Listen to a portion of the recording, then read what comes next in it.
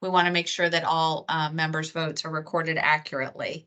I've already mentioned that there are icons at the top of your screen, one for muting your speakers that looks like a microphone, one for turning your camera on that looks like a camera, and do not press the phone icon. That you will leave the meeting, but if you do that, you can always come back. We'll be here. You can also turn on your closed captions by clicking on the three dots above the word more and clicking on settings and then accessibility. So please keep yourself on mute throughout the meeting to avoid background noise and feedback. And just a reminder for members of the public that are observing the meeting today, we'd like you to keep your microphones on mute. We will have a public comment period, and we do have some comments we'd like to read that we've received. For all members, please, when you speak, introduce yourself. If you have questions or comment, feel free to use the chat feature. Billy Gamble will be monitoring and assisting with managing our meeting dialogue today. You can also raise your hand. We'll similarly monitor if you'd like to make a comment for that raised hand. Please note, included in the agenda is a phone number. So in the event that you get disconnected, you can always dial in by phone. Hold on just one moment. Thank you, Betsy. If you experience any challenges, there's also a technical assistance line there. Thank you, Todd. Okay. All right, Cody, can you please conduct the roll call to determine that a quorum is present? Yes, sir. Miss Nancy Agee. Delegate Terry Austin. Present. Senator George Barker. Secretary Steve Cummings. Here. Mr. Ben Davenport.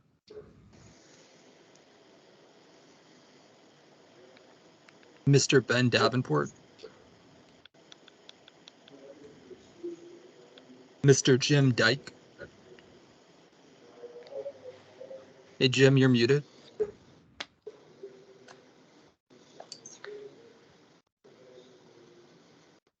I'm here. There we go. Mr. Haywood Fralin. Here. Ms. Leah Framel. Here.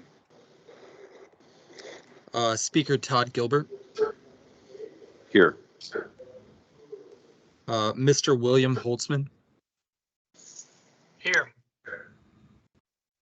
Senator Janet Howell. Mr. Kenneth Johnson. Mr. Kenneth Johnson. Mr. Doug Wanarena. Here. Delegate Terry Kilgore. Here. Mr. John King.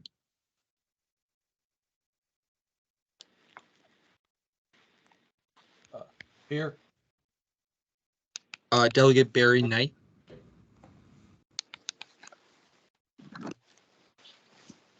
Secretary Karen Merrick.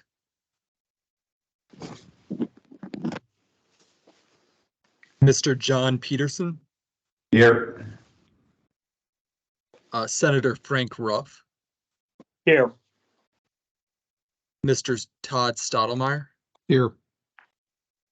Ms. Pia Trigiani. Here. Ms. Marilyn West. And Mr. W. Wynn.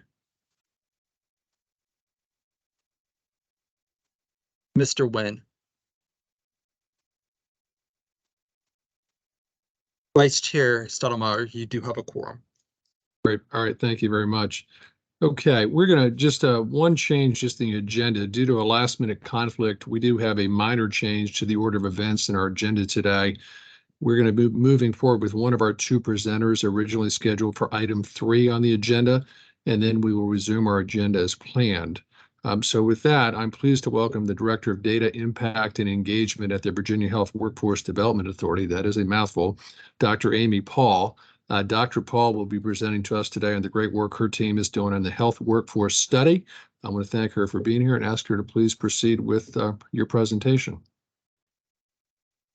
Thank you, and thanks for inviting me to share our work with you. I'm just going to pull up my slides. And hopefully you can see that. Yeah, just go to presenter full view if you could. Yeah. There you go. Perfect. There we go. So thanks again for inviting me. So just a little bit of history about the authority briefly. It is an organization that was established in 2010 to help identify the health, specifically the health workforce issues across the Commonwealth. We have 12 core functions, but our main ones are listed here.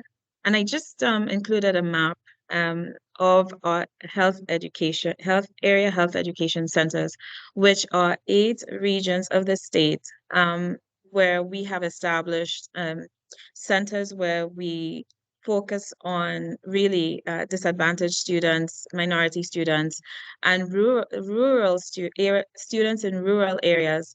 And the authority holds a HRSA grant, which helps create programming for these students that teaches them and gives them the experience of operating as nurses, for example, or physicians, or pharmacists and physical therapists in areas where students or patients live who are underserved or in the rural area, and teaches them what is it like to serve in these areas with an aim of keeping these students within the rural areas of the Commonwealth. And just taking them through the cultural knowledge that they would need, as well as thinking about things like opioid abuse and how to speak and how to address people in those areas. AHEC is not new to Virginia. We've held the grant since the 1980s, and it is a program that runs across the nation. So part of what the authority does is operates through these 8 regions to make sure that we offer this education to students.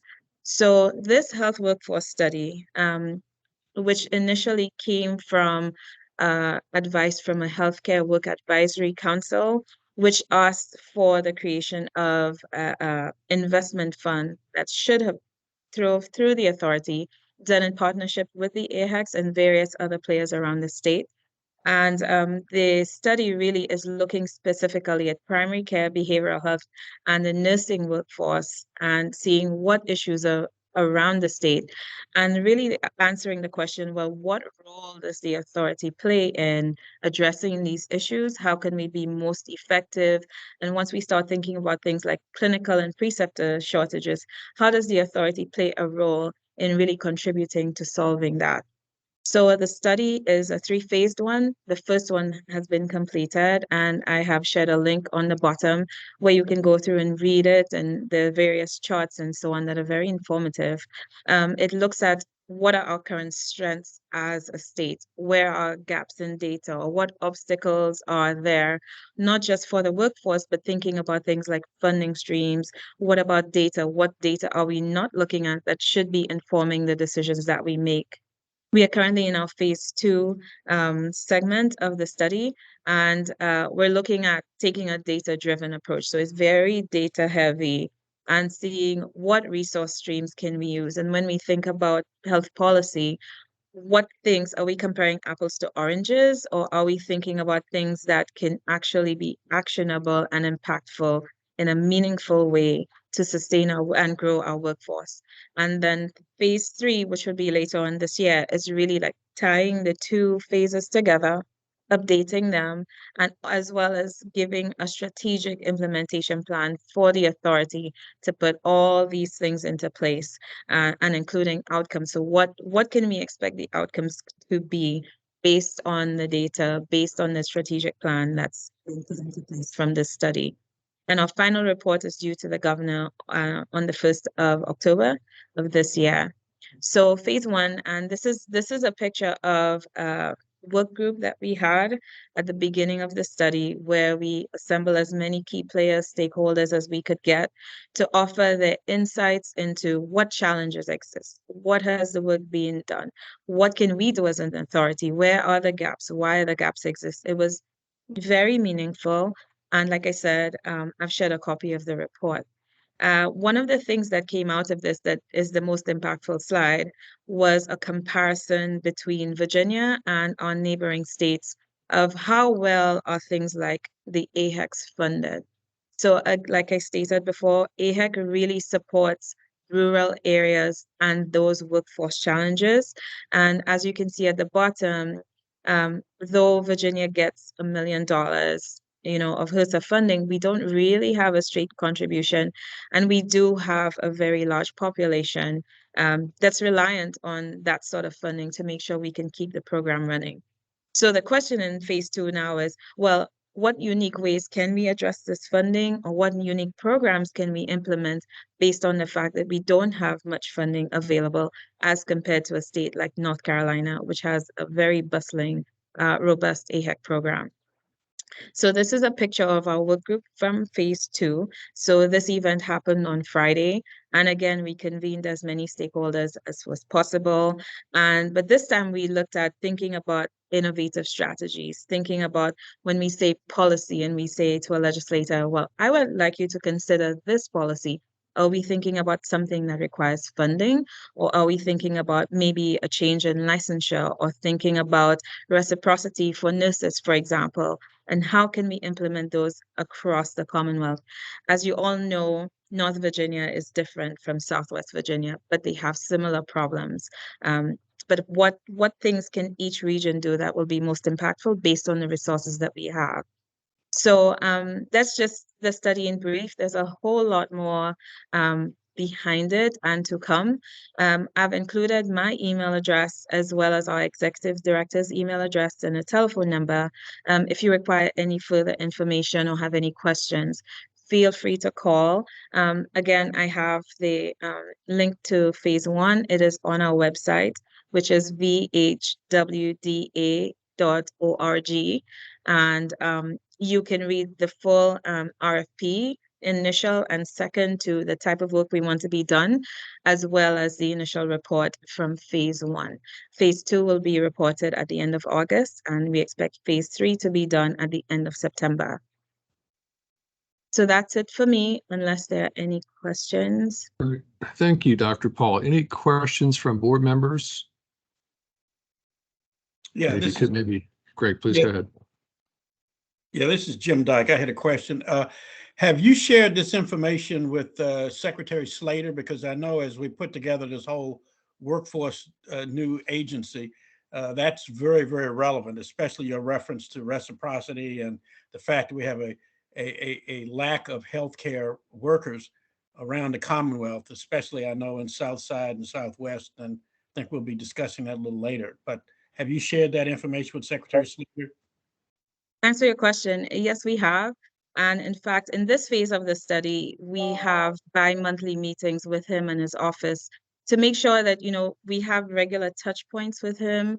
And I think the hope is that, the general workforce body is something that we can be, we can work with to make sure that we all are not siloed, trying to do the same thing, push and pull almost. But we are in touch with Secretary Slater. Yes. Good. Okay. Thank you. Okay. Okay. Any other questions from board members? See any? Okay. Again, Dr. Paul, thank you very much for joining us today. Thank you. Thank you. All the best to you. Thank you. Okay. All right. This time we're going to go to the public comment part of the meeting. We would like to open the floor for comments from the public. If you wish to speak, either make note in the chat feature of Microsoft Teams, or I guess sign in at the front of the room. Not sure how we're going to do that, but please note the chat feature of Microsoft Teams. Members of the public will be recognized to speak on a first come, first served basis. Cody, can you please recognize any members of the public who have indicated that they would wish to provide comment today? Vice Chair Stottlemyre, it doesn't appear that anybody is mentioning in chat that they would like to speak at this time. No, I do have one person now, Mr. Bill Hazel. Dr. Bill Hazel. Yeah, thank you, Former Mr. Chairman. Secretary of Health. Yeah, just a few comments. I know that the whole issue of getting involved with healthcare has been a challenge for this organization since its inception, and the fear of spending all the money on healthcare and not on other really much needed and deserved projects. I know that on the agenda today, you have a grant request from Southside that very much in favor of seeing you support. I understand that it's going to be withdrawn with the request to bring it back in September. I would, speaking to Dr. Pauls, the Health Workforce Development Authority was present during my entire time as secretary. There was never any funding from the state to really do anything, so they operate on a shoestring budget based on their share of the HRSA funding for the AHEC grants. Compared to other states, we are significantly underfunded. As we try to think about workforce, and even as Secretary Slater has put together his effort, healthcare has been excluded for good reason. It's complicated, much more so than in tech. Todd, all you need besides the education is the security clearance.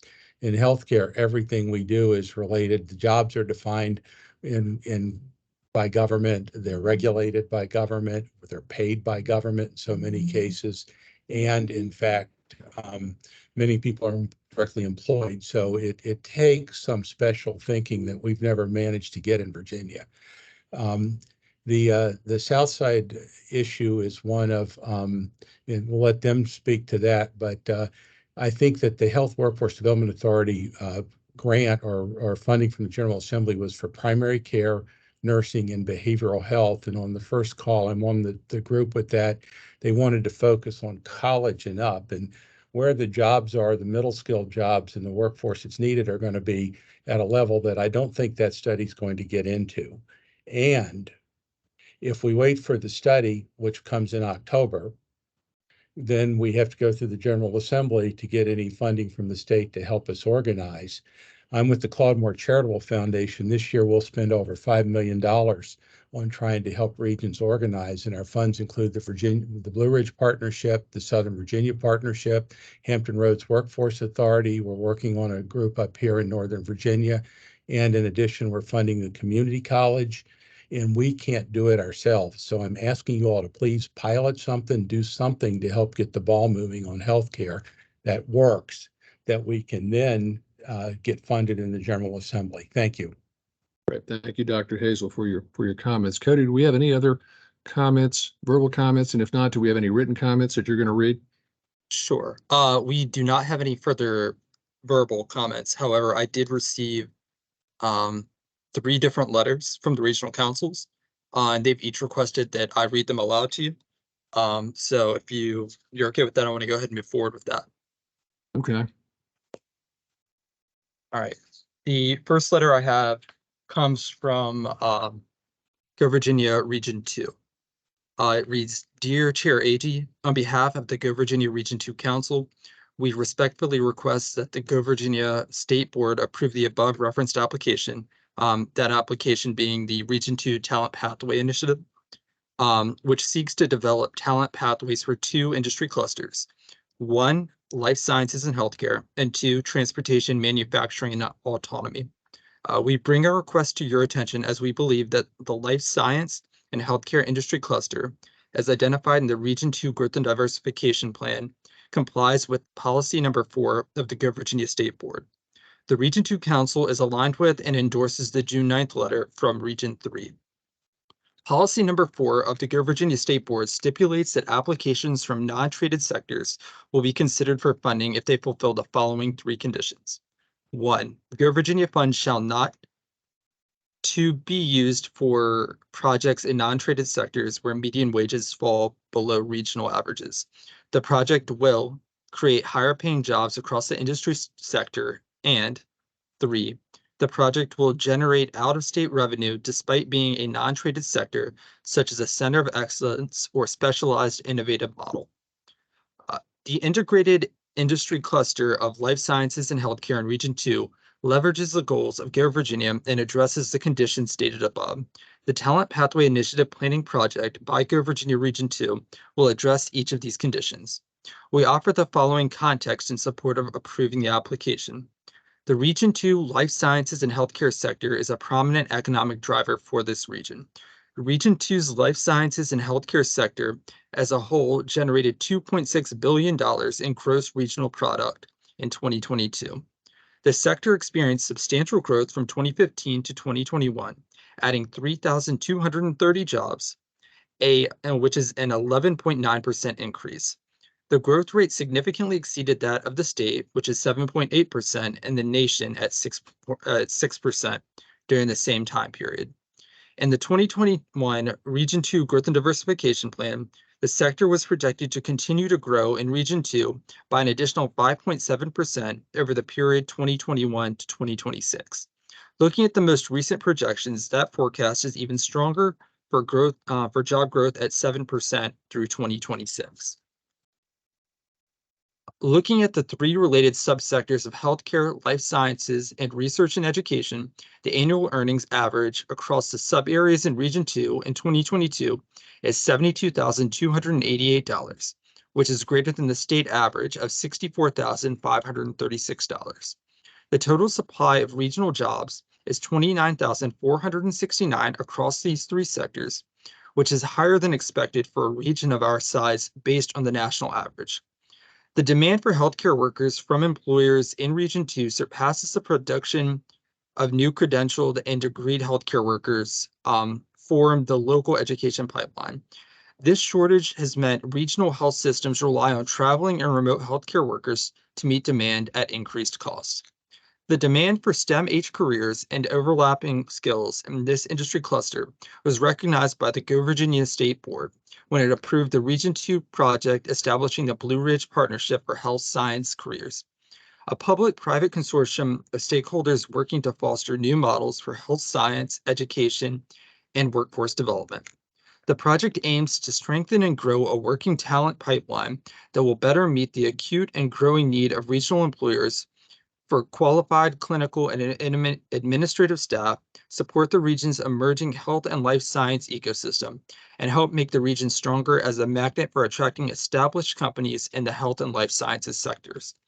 Region 2 is also part of the statewide Virginia BioConnect initiative. This is an interregional program supported by statewide competitive Go Virginia funding. The program is designed to build the infrastructure needed to connect and sustain the state's broader biotechnology network, while at the same time strengthening each regional life science cluster and the bioeconomy of the Commonwealth of Virginia. This included the STEM 2VA internship program, which placed STEM college students with Region 2 life sciences companies.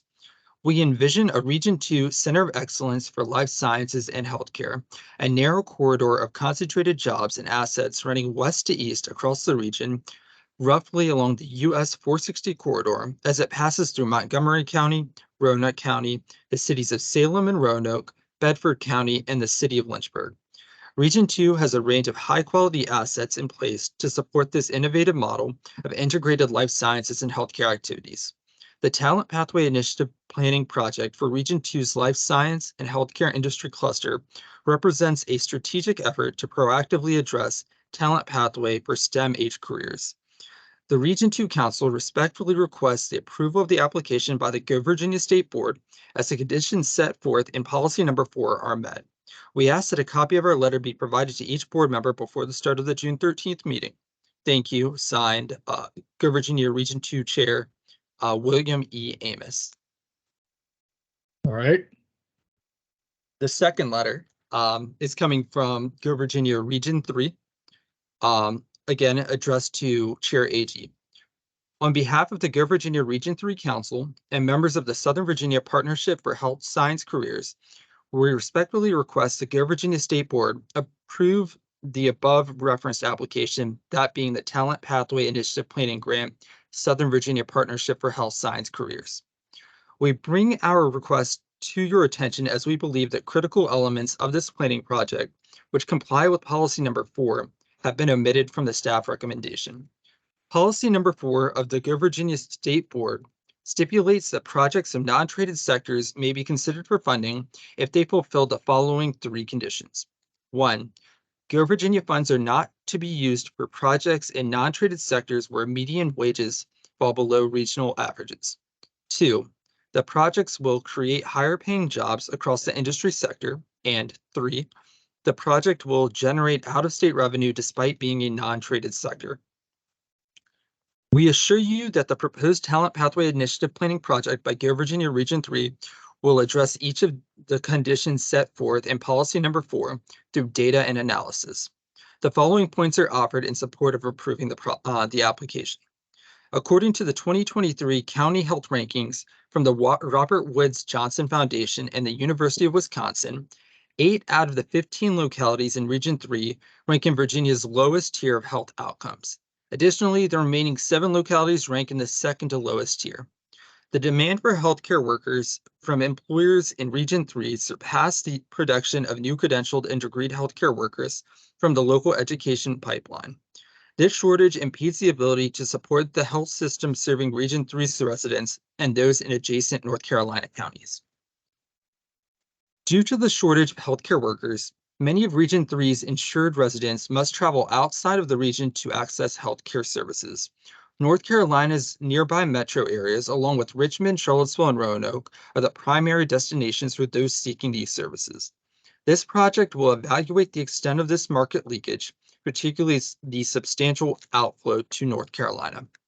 The state of Southern Virginia's healthcare presents a significant competitive disadvantage for the recruitment and retention of traded sector businesses and the creation of high-paying jobs. This disadvantage arises from Region 3's low healthcare outcomes, limited access to healthcare providers, and insufficient availability of credentialed and degreed healthcare workers. Healthcare wages in Region 3 are projected to have the 4th highest average from 2023 to 2033, surpassing several targeted traded sectors, including advanced manufacturing, professional services, and agriculture. As of the second quarter of 2022, healthcare was the largest employment sector in Region 3, employing over 3 times as many individuals as the chemical sector and over 8 times as many as textiles or food manufacturing. The current state of healthcare in Region 3 imposes higher costs on traded sector businesses, primarily in relation to employer-provided health insurance expenses and the capabilities of the Region 3 workforce. This increased cost of doing business may offset the Go Virginia State Board's previous investment to support traded sector workforce development and business recruitment and retention. The Region 3 Council recognizes the importance of employing established and proven workforce development strategies, methods, and measures to develop a talent pathway for health science occupations. The Talent Pathway Initiative Planning Project represents a reasonable effort to address the region's low health outcomes.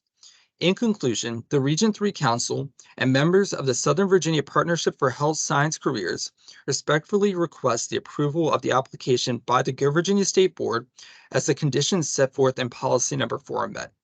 To ensure all Go Virginia State Board members are well informed about the application, we ask that a copy of our letter be provided to each board member before the start of the June 13th meeting. Thank you. Sincerely signed, Timothy J. Clark, the Go Virginia Region 3 Council Chair. Great. You have one more, correct? Yes, sir. This last one comes from Region 4's Council, and it's addressed to Sarah Dunnigan. Dear Sarah, we have been made aware that DHCD will recommend to the State Go Virginia Board that the Region 4 GoTech Career Connection Labs project be deferred, due in part to an undetermined match requirement. More specifically, the recommendation suggests that it is unclear how the match contributions are directly contributing to the scope of the project. We respectfully disagree that the match contributions are unclear and would like to provide you with information supporting our position. First, every student in all 5 participating schools will be participating in the GoTech program, and all participating schools are physically altering their career and technical education program activities and classrooms by combining their existing education settings and upgrading to GoTech for all their 6th, 7th, and 8th grade classes. Second, because all students will be participating in the program, all equipment being used for matched dollars is essential to the GoTech program. We have provided additional documentation with specific breakdowns of equipment and how it will be used to support the GoTech program. Third, this equipment is purchased with federal Carl D. Perkins funds. These funds are the only federal dollars these schools receive, and because all the participating schools are from underserved areas, all available funds are of vital importance. If this equipment is considered ineligible for match, it will postpone GoTech's introduction to these school systems indefinitely. The Institute for Advanced Learning and Research has already hired an employee to provide technical assistance to Region 4's coordinating entity and 5 GoTech schools as part of the deliverables promised in the previously funded GoTech 2025 competitive project. We would also point out that within the overall application, the 3-year ROI and the undetermined sustainability are consistent with other approved GoTech projects. This GoTech project is of vital importance to the underserved school systems of Petersburg and the southern area of Region 4. GoTech will support the area's emerging pharmaceutical cluster, which can prove an economic game changer for the region. A cash match of $150,000 was provided by the Cameron Foundation in recognition of the importance of this project to this economically distressed part of the region. We would like to request that the Go Virginia State Board move this important funding request forward by voting to approve the project contingent upon additional validation of the match. Signed sincerely, Mark Horrigan, the chair of the Region 4 Council. Great. Thank you, Cody, very much. And thanks to Dr. Hazel and those who submitted written comments. We obviously always appreciate those comments. So thank you again. All right. Before we move to our consent agenda, I would like to take a moment and recognize 2 of our longtime board members whose terms are ending at the end of this fiscal year, making this their last meeting as members of this board. Doug Warnerina and Marilyn West have both been extraordinary voices on this board, incredible leaders in the Commonwealth of Virginia, and they've also become great friends to many of us here who've had the honor of serving alongside with them and working with them. And I'd like to take a moment and give a big round of virtual applause to these 2 great members for their service to the Commonwealth of Virginia, and thank both Doug and Marilyn for their great service on this board. So Doug and Marilyn, thank you very much. Thank you. It's been an honor and a privilege. Absolutely. Absolutely. Thank you. Thank you. Great to have you. If we were there in person, it would be a more rousing reception and louder applause, but we're not. So this is the best we can do virtually, but please accept our sincere thanks for your service to this board. Okay, next on the agenda is the consent agenda. We have 5 items today. In today's consent agenda, details for each item were provided in the board packet. Is there any desire by a board member to remove an item from the consent agenda? Okay, seeing none, is there a motion? I'm sorry. Todd, can you hear me? Yes, Can you hear me? I can, Ben. Please go ahead. Yeah, okay.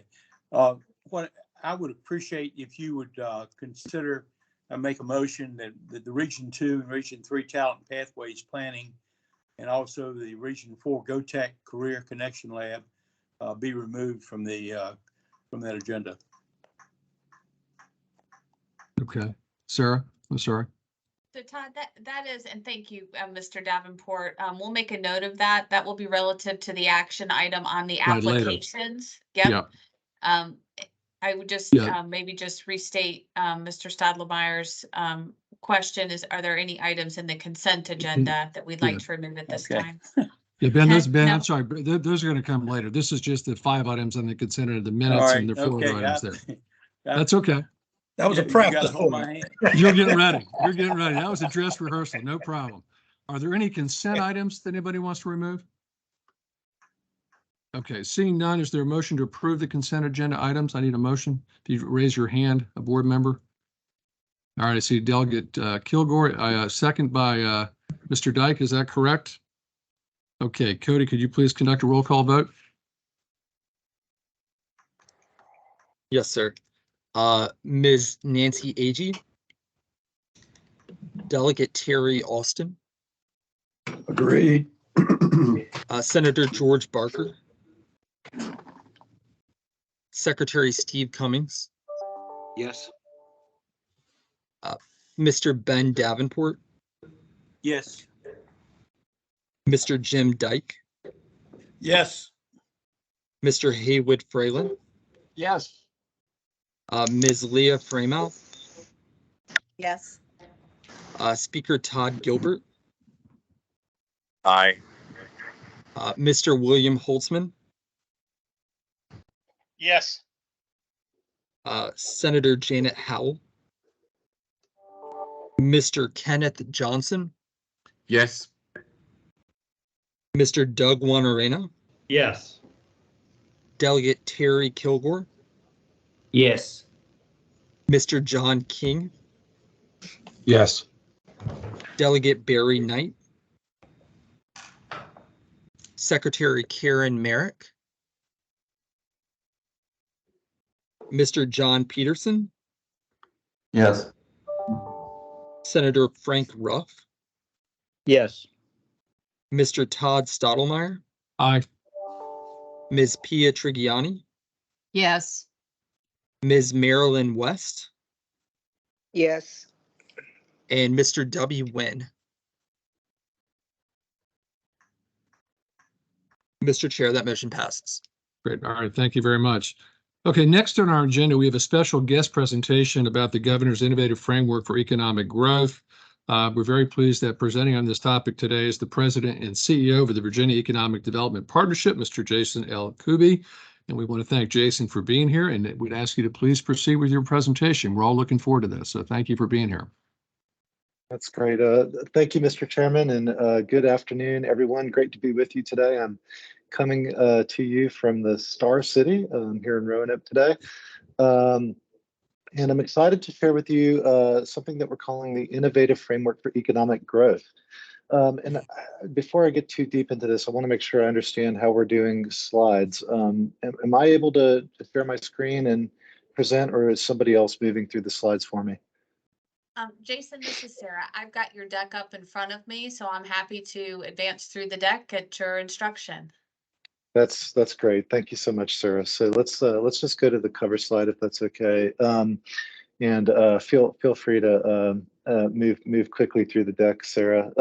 So just to talk a little bit about the Innovative Framework for Economic Growth. This is something that we at VDP are very excited about. We're already in the process of kind of fully designing this and implementing this. It's been a terrific partnership with many folks, including the governor and many of the senior leaders in the administration, including some of the cabinet secretaries that are here with us today, the agencies that are part of state government, including DHCD and Sarah and the team at Go Virginia, along with many of our partners locally and regionally across the great Commonwealth. And I will say that we're calling it an innovative framework, not because all of the ideas here are new, but because it provides a new and innovative framework for bringing some of these important ideas together in a very, very powerful model for economic development in Virginia. So let's just talk a little bit about the context for this. If we can flip to the first slide, Sarah. So many of you will know that VDP is responsible for determining a strategic plan for economic development of the Commonwealth. And for the last 6 years or so, we have pursued our work really built around 5 transformational goals for the Commonwealth. And I think many of you guys will be familiar with these. Creating robust state growth, basically moving Virginia from a position of modest employment growth to a place where we are a leader for employment growth in America. Doing that in a way where every region participates, where every region wins, positioning Virginia as one of America's best states for business, making sure that VDP is effective and capable as one of America's top state EDOs, and recognizing that we need to do all of this in a great spirit of collaboration.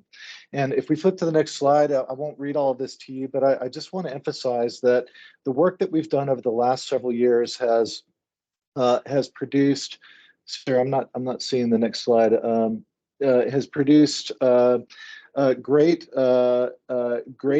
new capabilities. We at VDP, Sarah, are you? I'm wondering if we have a connection issue. Oh, there we go.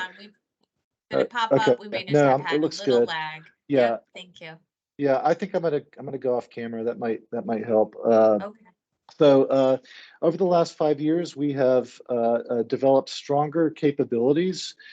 We have improved collaboration, and we have seen better results in economic development in the Commonwealth with transformational wins, improvements in our business ranking.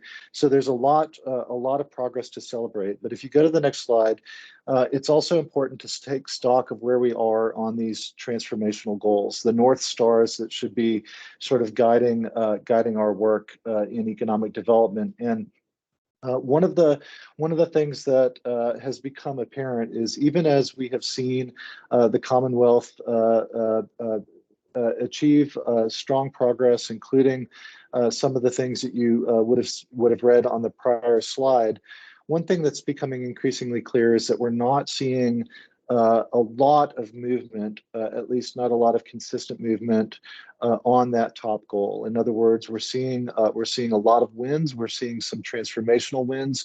We're actually seeing improvements in the trajectory of the vast majority of regions of the Commonwealth. But what we're looking at over the last few years, and when you look at the employment projections into the future, is we're seeing that Virginia has been and still is predicted to be kind of a modest state for employment growth.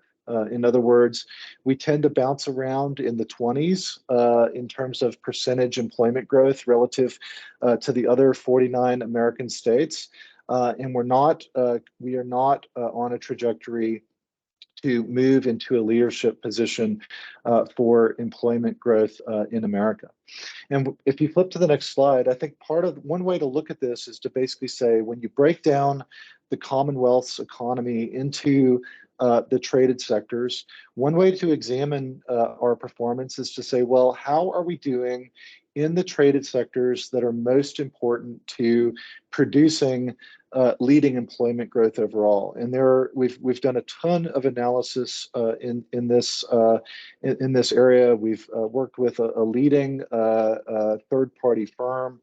We've engaged on it from a bunch of different angles. And one of the key findings here is that there are what we're calling three core growth sectors that collectively make up about 2/3 of the total traded sector employment growth historically and what is predicted in the future. And I will say that these three core growth sectors represent about 2/3 of the total traded sector growth potential in the United States overall and in Virginia. And you can see those numbers here. There are three core sectors: knowledge work, manufacturing, and logistics. And I'll say, when we talk about these sectors, there's a lot of things under them, but I'm going to focus on some particular things momentarily. But what I want to draw your attention to is that these three core sectors, 2/3 of Virginia's and America's overall employment growth potential. And you can see on the right-hand side here where Virginia is predicted to be. We are predicted to be basically middle of the pack or a little bit behind the pack, depending on how you look at it. And when you consider that these three sectors are 2/3 of the total employment potential, if we don't perform strongly in these three sectors, there's no way that we're going to perform strongly overall. And so as we've dug into this, we've put a lot of energy into thinking about how do we get these core growth sectors growing more rapidly. Next slide, please. So one of the things that we're doing with this innovative framework for economic growth is we are considering the ways that we need to differentiate our strategy based on the different sectors. And that's really the first part of this. If we want to generate nation-leading economic performance, if we want to build a state-of-the-art economic development enterprise in Virginia that's built for producing growth, one of the things that we're going to need to do is put a lot of focus, a lot of energy, a lot of capacity, frankly, against the sectors that are most important. So one of the big things that we're doing at VDP right now is we are building dedicated teams for these core growth sectors that are most important, so that we have great expertise, great focus, and great capabilities for driving the activities that are needed to unlock the potentials of the potential of these sectors in Virginia. But to do that, we need to do a second thing, and that is something that Go Virginia is absolutely built to do, and that is to build robust ecosystems around these core growth sectors. If you think about what VDP has put most of its energy into historically, it's mostly been about managing the deals, about generating leads for job creating projects, managing those projects really well, working collaboratively on an ad hoc basis with other state, regional, and local partners as necessary to win those projects. And part of the implications of this, if we want to be a leader in these core growth sectors, we're going to need to put as much energy into building robust ecosystems as we do for managing the deals themselves. And finally, we need to recognize that if we're going to build robust ecosystems around these core growth sectors, that's not something that we can do in a siloed fashion. It's certainly not something that VDP can do on its own. It's not something that Go Virginia can do on its own. We need to have good collaboration across the different parts of state government, but also with our local and regional partners around the Commonwealth if we're going to build robust ecosystems for these growth sectors. So there's really three ingredients to producing this kind of growth, three ingredients to this innovative framework for economic growth. If you flip to the next slide, I want to talk a little bit about what a differentiated strategy for these different sectors might look like. The first thing that I want to focus on is places where Virginia already has a lead, but where we need to protect our market share, where we need to defend and extend our ground in that first line there. And I'll tell you, I mentioned a moment ago that I talked about these three core growth sectors. Those are the ones that are highlighted in dark blue. The particular industry segments you see listed here are really the places where we're going to focus in a very deep, focused, and high capacity way on these core growth sectors. So this first line here, these are places where we need to defend and extend our ground. Virginia is already a leader in knowledge work. We are America's East Coast tech hub. We've got a terrific corporate roster in terms of business services and headquarters, software and cybersecurity, financial services, and aerospace and defense innovation. But in most of those segments, we are losing market share right now. When we're growing, below average relative to other states, that means we're losing market share. This is a place where we need to really defend our ground. And one of the things that we're seeing in economic development right now is that even though this is the single largest source of employment growth in Virginia and in America, we are seeing a much lower proportion of this growth get packaged up as traditional economic development projects. It used to be about half of our projects would be industrial projects, half would be projects that were looking for basically office space. We've seen a dramatic shift in the direction of the industrial projects. We are not seeing a lot of office-based projects. And so what that means is that yes, we need to manage the deals well when we see a knowledge work economic development project. We need to put a lot more energy into ecosystem building here. Make this a place where the people who are going to be employed in these knowledge work sectors and the businesses can thrive. And I think that's primarily through stronger ecosystem building. Also, you'll see in gray here, these are areas where we need to keep our eye on the ball. We're going to do so not with sort of a whole of government approach, but by taking a more traditional approach, certainly leveraging partnerships across government when necessary. I'll talk more about this whole government approach in a moment, but I will also want to say on data centers, this is a place where we need to defend and extend our ground through the right policy choices. There are also a couple sectors where we're going to see a high potential for employment growth, a lot of projects where Virginia has a right to win, and a right to win really across the Commonwealth. And that is in our core manufacturing sectors, industries like advanced materials, food and beverage processing, and biopharmaceuticals in the manufacturing space, and then logistics, really building on the strengths of the Port of Virginia, establishing freight corridors, the sites to go along with building the sector. This is a place where we've got an opportunity to win lots of jobs and lots of projects if we invest in the right ways and if we build the ecosystems that are needed for these projects. We also need to think about some of the game changers. These are places where there are a lot of jobs, but where they're typically going to show up in a handful of mega projects. And these are the places where we really need mega sites and where we need to be ready to compete on incentives and with a customized workforce strategy when we have these big project opportunities. I'm talking electric vehicles, electric vehicle battery manufacturing, semiconductors, and so forth. We are absolutely going to focus on building a handful of mega sites and leveraging the few mega sites we have to go after these game changers. We also need to recognize that there are a number of things that are going to come our way, sort of the other category, and we need to manage those projects well. And then finally, we need to recognize that there are some things that are likely to be big sources of job creation in the future, but that are likely going to be sort of niche opportunities over the next few years. And I'm talking things like ag tech and controlled environment agriculture, nuclear energy, offshore wind, quantum computing, and so forth. These are places where we kind of need to nurture the niches. They're not necessarily places where every region of Virginia can win, but places that do need attention. And so as I think about this sector-based strategy, we need to differentiate a bit in the way that we think about cultivating these different opportunities so that we can strategically deploy our resources and recognize that in these core growth sectors, those are the must wins. These are the places where Virginia needs to be a national leader if we're going to be a leading sector for a leading state for employment growth overall.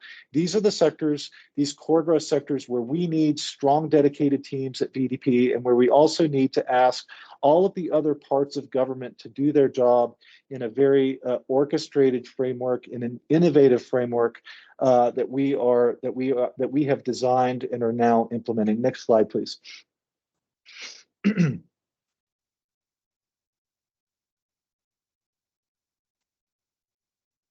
And we're going to leave plenty of time for questions at the end. So just we can go to the next slide, Sarah. But just kind of recapping, if we nail the deal excellence as we've done traditionally and put more energy into building the ecosystems that are going to make these sectors thrive, we will see more bottom line employment growth in these sectors and overall. We can go to the next slide.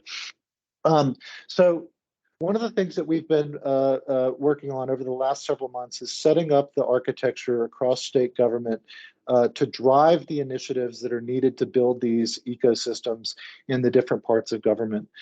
We've worked closely with the governor and his team to establish what we're calling a steering committee for this work, with the members of that steering committee overseeing different pillars that are important to creating strong ecosystems for these core growth sectors. So if you look down the left-hand side here, you'll see those core growth sectors that we just talked about, with cabinet level leaders across state government leading different pillars that are important to creating these ecosystems. And you can see the shading here in these different boxes describes sort of the estimated importance of the different activities under these pillars for the different sectors. I will also add that in addition to these cabinet leaders, Secretary Cummings, who I believe is with us today as part of this effort on the steering committee, as well as Chief Transformation Officer Eric Miller, a very important part of this, working closely with VDP along with the other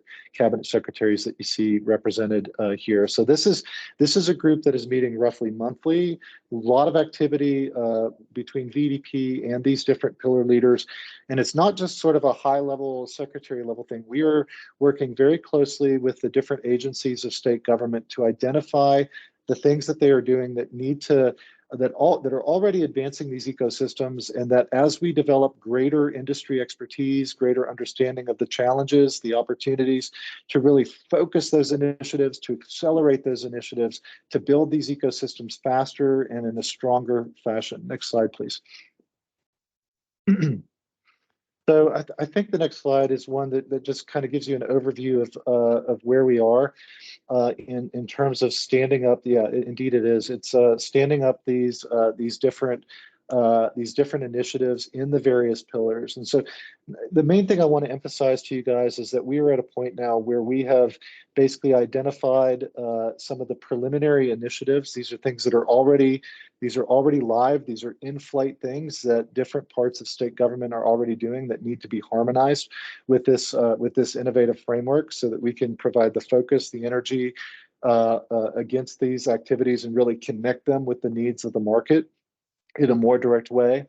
And we're really beginning to dig in now with the different agencies and making sure that this isn't just a collaboration between me and a cabinet secretary, but where the different people at VDP, the different people at Go Virginia, the different people at the agency level who are actually responsible for these activities, who are doing the work on a day in, day out basis, are beginning to collaborate in this way, where we're all looking through a sector-based lens, making sure that that we're bringing the best of Virginia to creating strong, robust ecosystems that are going to enable these sectors to thrive and to grow, both through the deals, but also through organic employment growth that we will see if we create an environment where it's easy for people and easy for businesses to choose Virginia. Next slide, please.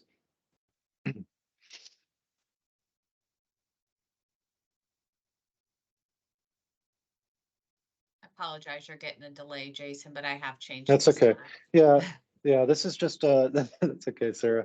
This is very illustrative, everybody. So just to give you a sense of how this would work, we're basically looking through the lens of what do these different sectors and these different particular industry segments need to be successful. And this is not at all meant to cover everything, but it's just to give you an idea. So when you look at like knowledge work, one thing that's very important there is making sure that we have the talent and the labor supply.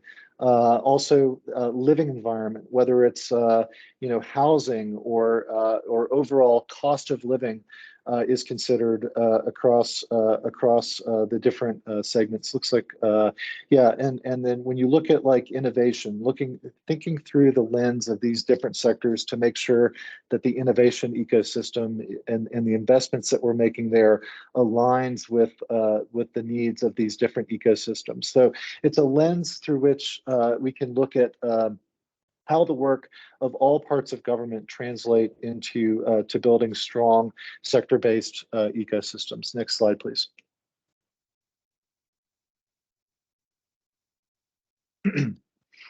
Yeah, and one thing I want to just emphasize here is that as we have designed this, one of the things that we've looked carefully at are the target industries and the focus areas within the different Go Virginia regions. And this aligns very, very strongly with the work that you have already been doing and basically the strategic architecture of Go Virginia. So this is again, this is taking a lot of the great work that is already happening. It's taking a lot of the aspirations that we have long held within VDP and in other parts of government and locally and regionally, and really bringing them together in a framework that I think will create greater collaboration, greater focus, and greater results in Virginia's economic growth story. Next slide, please.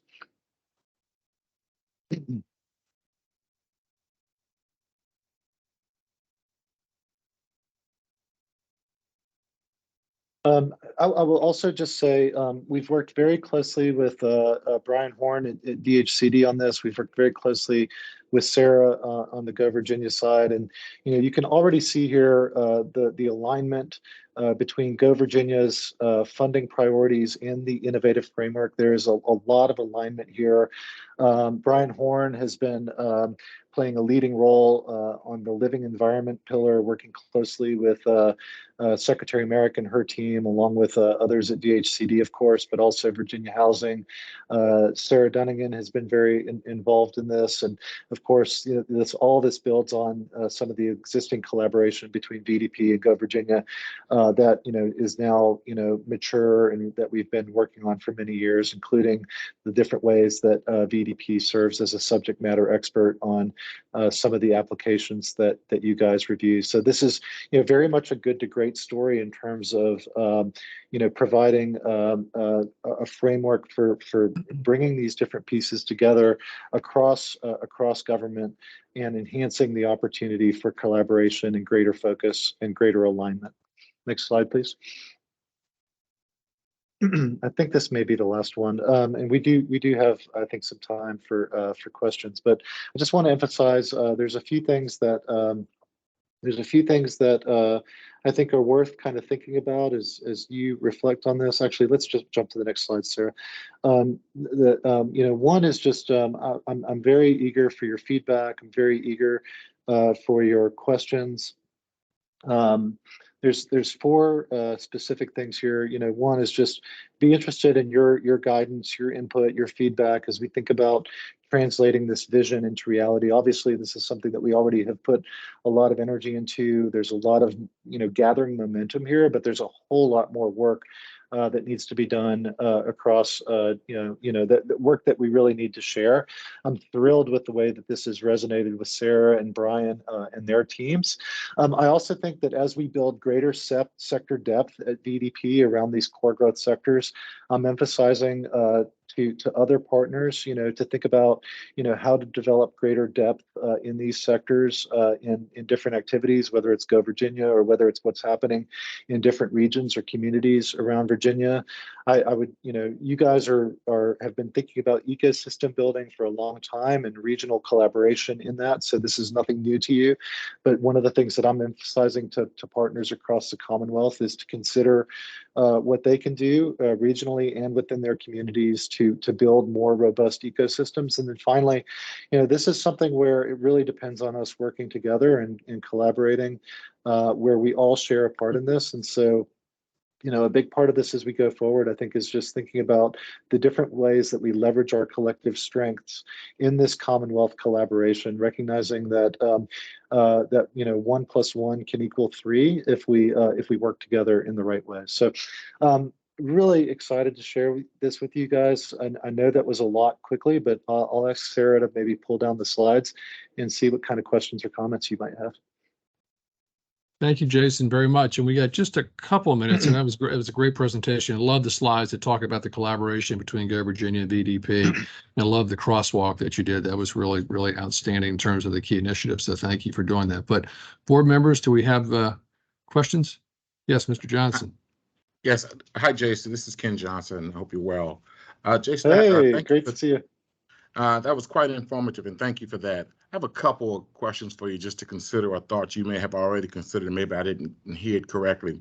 One, I saw that you focused on the different sectors, which was great, but did you all look at the nexus of the sectors as to what are some of the common themes that flow through all the different sectors so that we can have concentrated efforts as we begin to fund certain initiatives? That was one. Then the second part of it, did you all consider or even think about entrepreneurship being a sector in itself?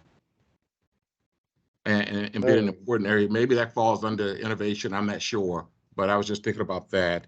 And then last, well, not lastly, but almost lastly, I have one more. AI, the effects of AI on it's how we look at these sectors in the future for Virginia. You talked about professional services and some other things in that space, and that's going to change in the next 18 to 36 months in a big way for a lot of us, and didn't know how that may play into all this. And that falls into the last piece of this is, where the data come from for some of this, because, good data in is great, and then bad data in, of course, we know. Yeah. I'm done. Jason, you want to make the disclaimer that ChatGPT did not produce your presentation? Go ahead. Go ahead. I'm happy to make that disclaimer, Mr. Chairman. Ken, great to see you. I'll try to be quick. You've a lot of great questions here, but I will say, first of all, we did look somewhat at the nexus across the different sectors to make sure that we weren't kind of spreading ourselves too thin. I will say, for sure, the big question was, we wanted to go where the employment growth potential was. So that was kind of our North Star. Where can Virginia see the most employment growth potential? But we certainly did think about where there would be some commonality, and that's part of why we lump these different industry segments into sector groups. You know, things like knowledge work, and there's actually a lot under the hood of knowledge work in the same way that there's a lot under the hood of manufacturing. And so, yeah, there is some commonality there, but that is somewhat by design, but mostly we were going for, you know, the places where we could generate the most employment growth if we pulled the right levers. On entrepreneurship, that is absolutely part of the innovation pillar. So we did not think about entrepreneurship as its own sector, if you will, but we absolutely thought of it as a very important cross-cutting pillar across all of the different sectors. And so that is absolutely part of the innovation pillar that is being led by Secretary Merrick.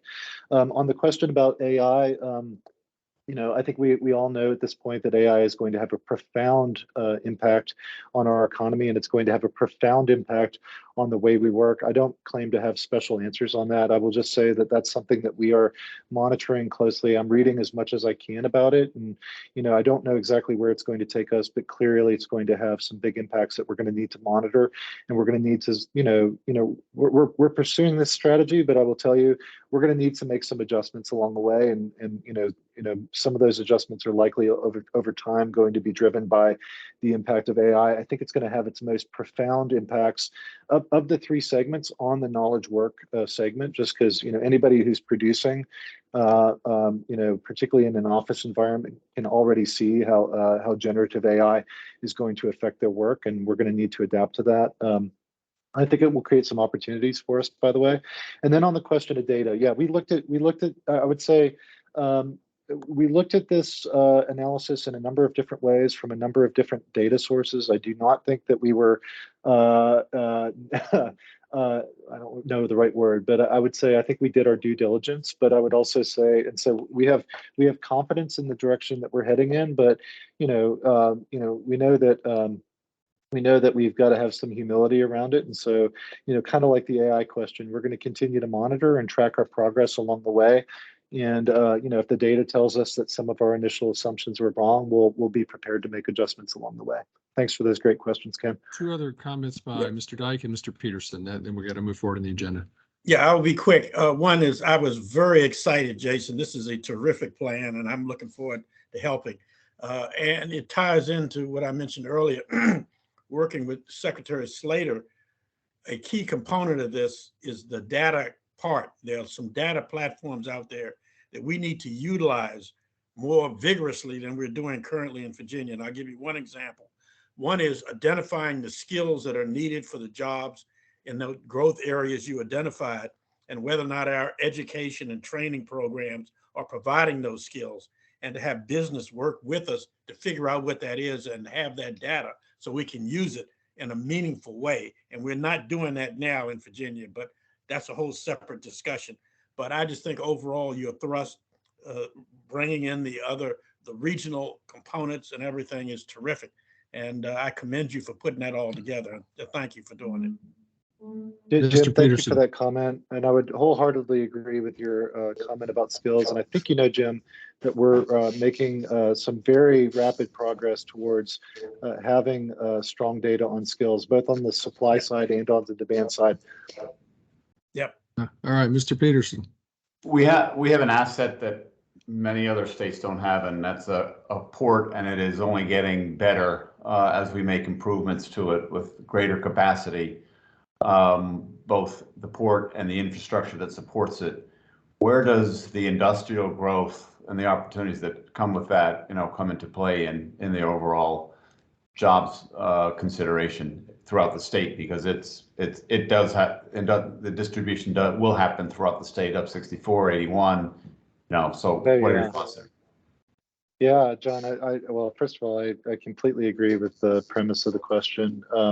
One of the reasons why logistics is one of the core growth sectors, and one of the reasons it's a big opportunity for Virginia, is because of the investments the Commonwealth has made in the port. If you talk to Stephen Edwards, he would say that, one of the biggest things we need to do to unlock the full potential of the port is basically what we need to do in outside the gates of the port. In other words, building strong freight corridors, building sites that align with the distribution and logistics needs to fully unlock the port's potential. Yeah, I would completely agree with that. And the investments we made in the port are certainly a very strong part of the reason why logistics was is one of the core growth sectors that we're pursuing here. Also, of course, it has great benefits to our potential in the manufacturing space. Great.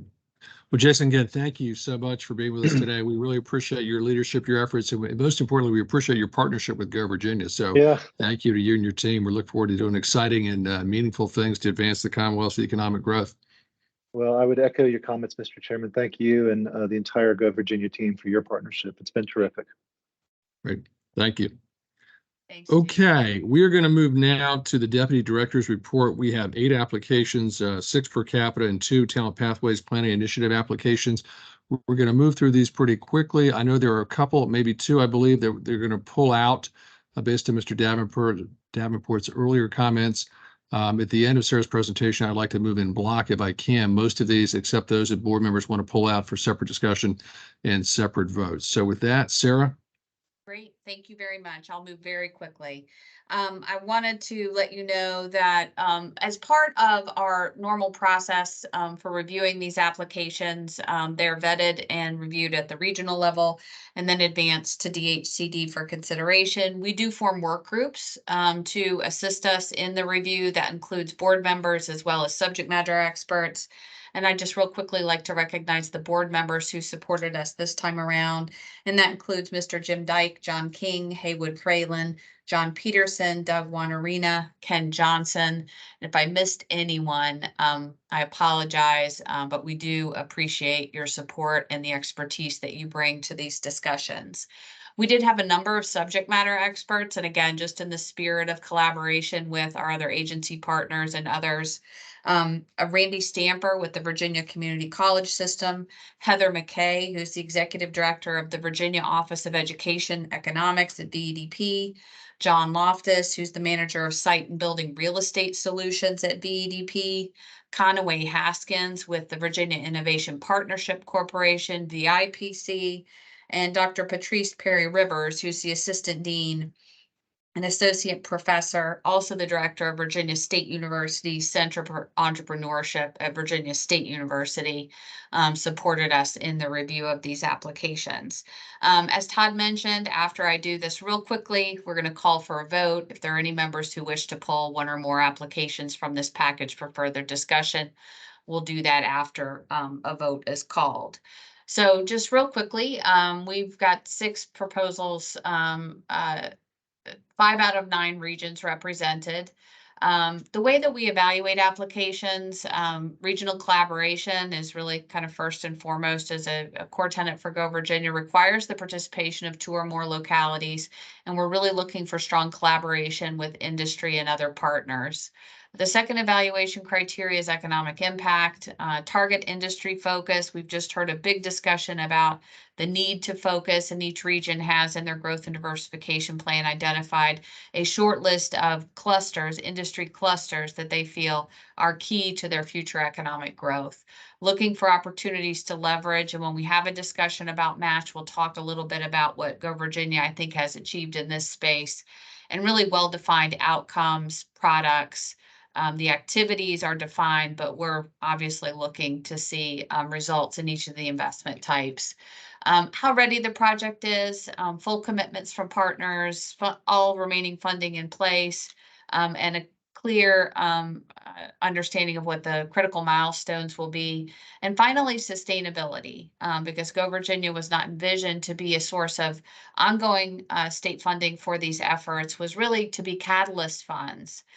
To get these initiatives started, to allow the recipients of the funds to demonstrate a proof of concept and then build support within their regions for ongoing support, whether that be local government funding, private industry funding, or other types of resources.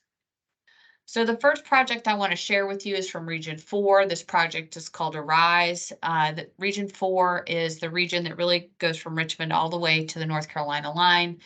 The industry focus here is the pharmaceutical manufacturing cluster. They've had some great success. The end result will be a new associate's degree program, very much informed by business and industry. It's probably one of the strongest applications I've seen. You can see the request, the total project budget. The outcomes that you see at the bottom of each page, I won't repeat this each time, but just remember, those are the results that are going to be achieved during the grant period. When you build a new curriculum, you build a new learning environment, you expect that these programs are going to continue, in this case, to produce industry qualified workers. So when you see the outcomes, those are those that will be achieved during the grant period. And we're recommending this project for approval. The next one is from Region 4. This project is called the GoTech Region 4 Career Connection Lab. We do have a number of participating localities in the southern portion of Region 4. The applicant in this case is the Commonwealth Center for Advanced Manufacturing. And the goal here is to actually establish the career connections labs in the middle schools in the named school divisions. So if you remember, GoTech is really, I call it the franchise that started in Region 3, that's now expanding into Regions 1, 4, and 5. In December, this body approved a very large request to basically create the infrastructure to support GoTech scale efforts. This is going to be used to specifically purchase equipment and materials to upfit the Career Connections Lab. The outcomes are listed there. We reviewed this application and the board packet included a staff recommendation to defer. I would like it noted that we received some additional information late on Friday afternoon that I would like an opportunity to share with you. This is the project. They're requesting $1.2 million. They've got match as listed and additional leverage from the school divisions. The next application is the Region 8 Capacitor Incubator. It's kind of a fun name for an interesting project being led by the Shenandoah Community Capital Fund. This effort is really aimed at focusing resources on early stage companies in food processing, light manufacturing, information technology, and logistics. It's part of their ecosystem strategy for startups. Ken, to your point, we think about support for entrepreneurism and innovation as a core strategy to grow an industry, right? So we need to be able to attract companies. We need to be able to support existing businesses in the cluster and also accelerate the development of new businesses. This is going to address a gap in Region 8 in the ecosystem and really produce and deliver a regional incubator program. They have an accelerator. They've got a whole organized effort around ideation. The request is $395,000, and we are recommending that project for approval. The next project is called the Region 9 Regional Entrepreneurship Initiative. Early in Go Virginia's evolution, each region was given an opportunity to pursue a larger scale planning effort. Each region can use up to $300,000 to really define all of their assets that support early stage growth oriented firms, particularly those that are interested in establishing base of operations in the region in those industries that are priority. This application comes requesting $300,000. I would just like to say, similar to the application you saw previously, this application comes with an amazing amount of local support. You can see all the participating localities listed there. All have committed to not just serve in an advisory capacity, but also committed cash match. Some of it bigger than others, but really putting, I think, a very meaningful mark on regional collaboration and meaningful local participation. The product here is going to be a report, actionable strategies. We've definitely seen some results with other regions pursuing these REI efforts, most notably Region 2. I know Doug's nodding, hopefully in agreement, Region 3, and I see some folks from that part of the state here as well, Region 1. And so we are endorsing and recommending this project for approval. The next project is the Falling Branch Corporate Park. We're shifting into sites and infrastructure, which is one of the 4 investment strategies endorsed by Go Virginia. Montgomery County and the town of Christiansburg are collaborating in the advancement of an industrial site. It's about 35 acres. They're going to shift this site from tier 4 to tier 5. When I talk about tiers, that's just based on site readiness. The higher the number you get, the less time it would take a company to actually start turning ground and constructing on that given site. They're going to elevate this site as noted. We, Go Virginia, the request of $324,000 is going to support some infrastructure, water line and sewer, for example. The total project budget here is about $7 million. And I again would just like to remark about the commitment of both Montgomery County and the town of Christiansburg in terms of their own financial commitment to this project. Some other state resources in play include a VDOT grant for an access road, which we have gotten affirmative that has been approved. This site, one just to the left, was successful in attracting a very significant investment firm in the life science company, and we believe in consultation with VDP that this as well is a high potential site, and we're recommending this one for approval. The next project is from Region 3, the Virginia Growth Alliance Site Development Project. Virginia Growth Alliance is the applicant. Mecklenburg County, I believe, would be the fiscal agent.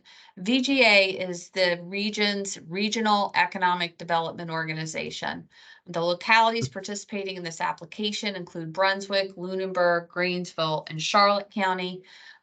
They presented a project that is really a 7-site project. And the goal, of course, is to increase the number of shovel-ready sites in this region. They requested $488,435 to advance those sites. The match of $275,000 and local match of $175,000. With sites projects, we typically see local match come in the form of a prior investment, either acquisition, some type of site enhancement, some type of due diligence, or sometimes utility and infrastructure.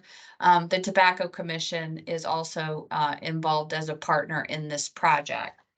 Based on the work group discussion and the review, staff at this time is recommending approval of this project at a reduced amount, $326,225. And I'd like to thank John Peterson and Haywood Fralin, who I recall were the board members who assisted us in this review. These resources will support, we believe, the 4 most regionally significant sites. A site called FASTA in Greenville County that is relatively adjacent to Maymac, which is one of the mega sites across Southside. The I-85 Industrial Park in Brunswick County, a 45-acre site. Heartland Industrial Park in Charlotte County, 265 acres. And Lunenburg Commerce Center in Lunenburg County, which is a 97-acre site. So that is the staff recommendation to approve it at a reduced rate. And obviously the BGA team would be welcome to bring forward through their regional council another application if they'd like to consider those other sites in the future. Mr. Chairman, this Yes. is Frank. Can you explain why the reduction? Sure, I'd be happy to comment on that, Senator. We, in review, and again, in consultation with VDP, there were a number of sites that seemed similar in characteristic. It was discussed to really focus resources on the sites with the highest potential. Second to note is Go Virginia has an active grant in Region 3 with the Virginia Growth Alliance. They're working on an enterprise plan and really just trying to understand kind of the future, the marketing strategy for this part of the subregion, and that is not yet complete. So the reduction was based on just regional prioritization of sites and I think some concerns about the marketing strategy for the remaining 3 sites absent of kind of the the strategic plan, if you will, for VGA. Thank you. With the ability to come back at some future time as they make more progress and. Right, correct. Absolutely. Yep, yep. Absolutely. Not a denial at all. And we had, I think, a really nice discussion and presentation from folks down there. Yeah, glad you brought that up, Todd. That was definitely the focus for them. It's not a no, it's just not now. It needs to cook a little bit longer and make it a little better. Thank you, Mr. Peterson. John. Okay, talent pathways planning. There were 2 proposals, 2 out of 9 regions this round. The first one is coming from Region 2. The applicant is the Virginia Tech Center of Economic and Community Engagement. You can see the participating localities listed there. The TPI request and the maximum allowed under the Talent Pathways Initiative planning guidance is $250,000. The industry clusters are life sciences and healthcare, as well as transportation, manufacturing, and autonomy. And obviously the product would be the Talent Pathway Initiative plan for each of these industries or clusters.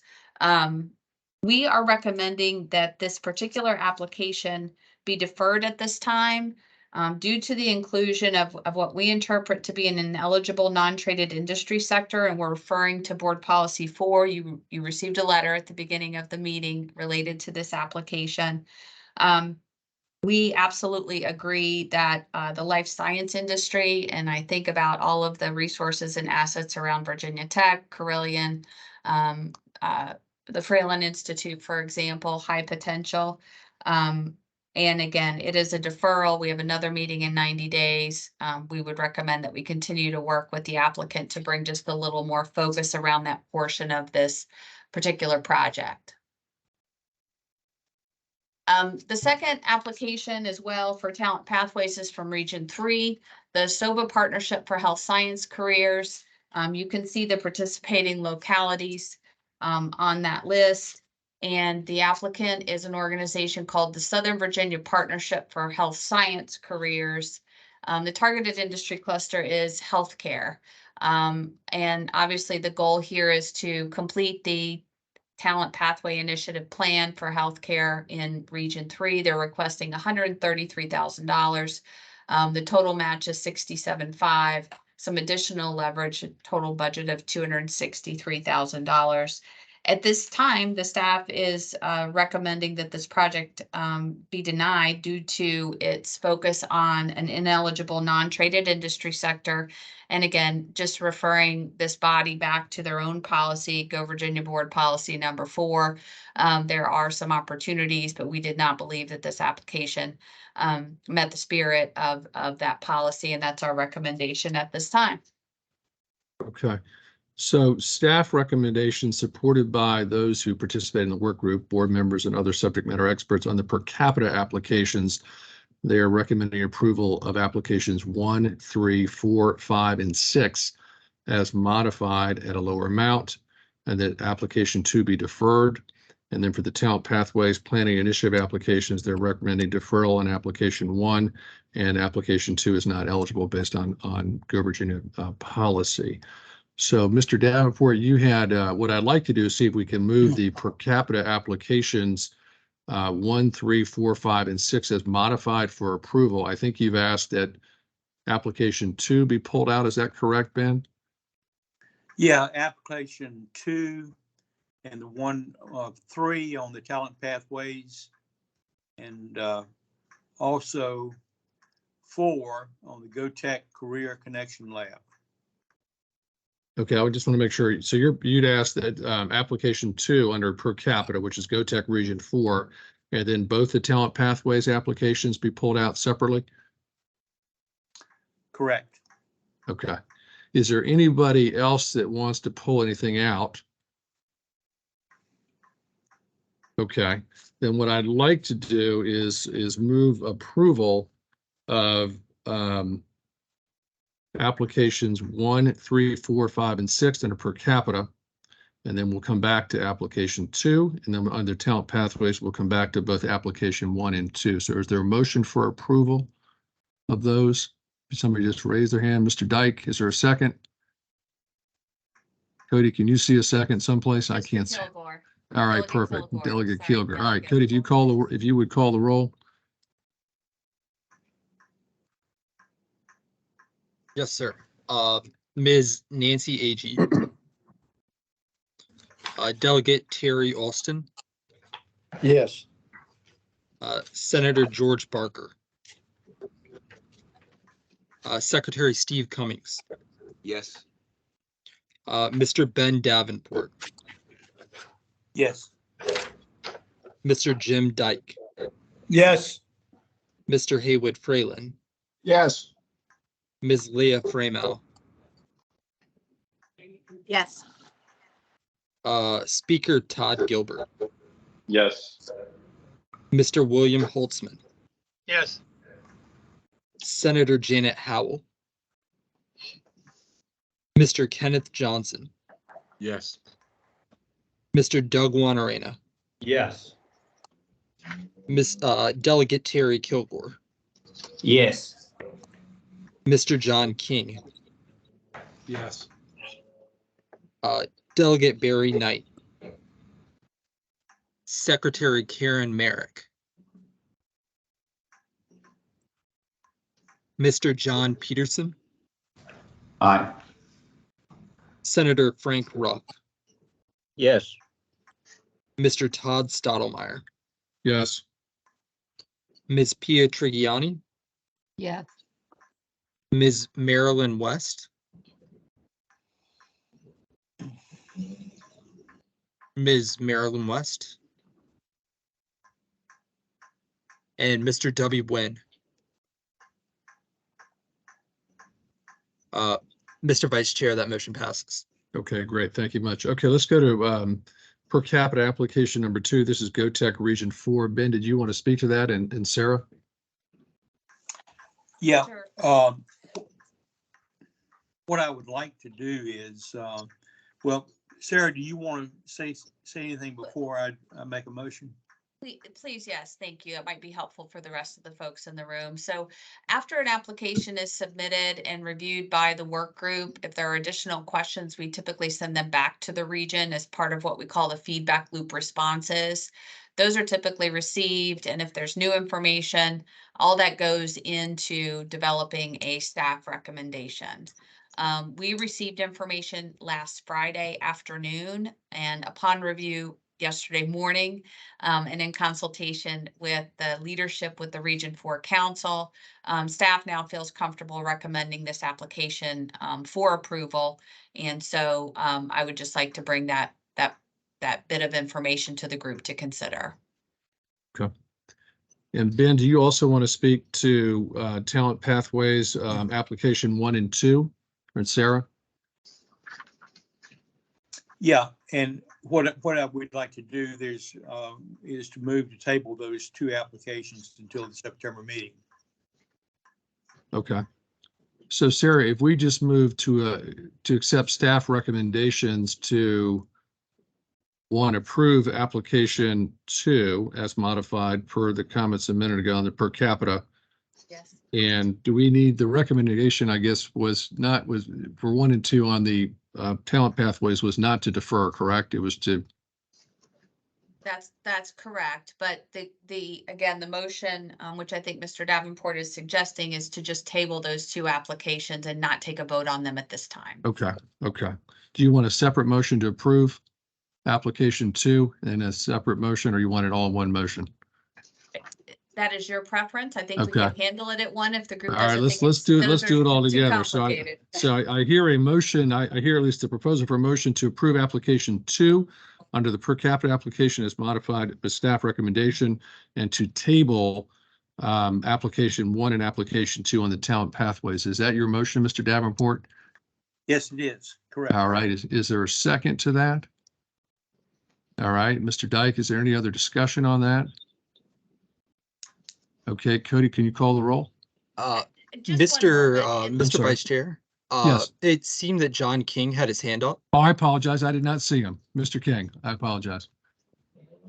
That's the problem with No, virtual. I was just seconding. Sorry. Oh, okay. All right. All right. All right. All right, Cody, would you call the roll? Yes, sir. Um, I'm just curious if that's a roll call vote? The table? We have a Speaker of the House that sounds like a good parliamentarian there.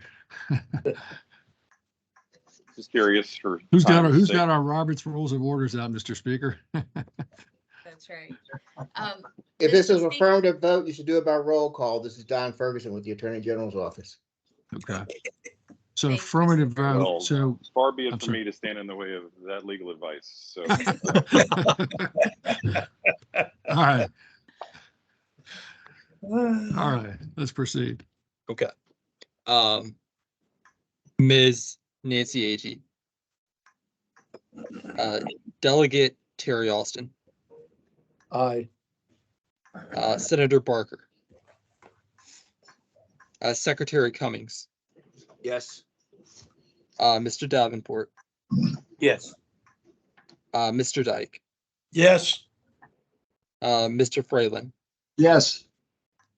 Ms. Freymel. Yes.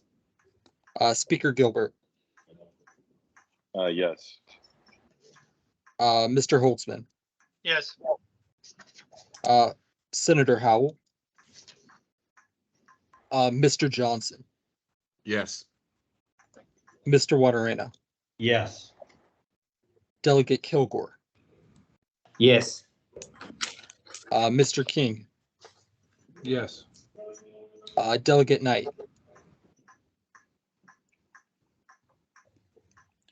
Secretary Merrick. Yes. Mr. Peterson. Yes. Senator Ruff.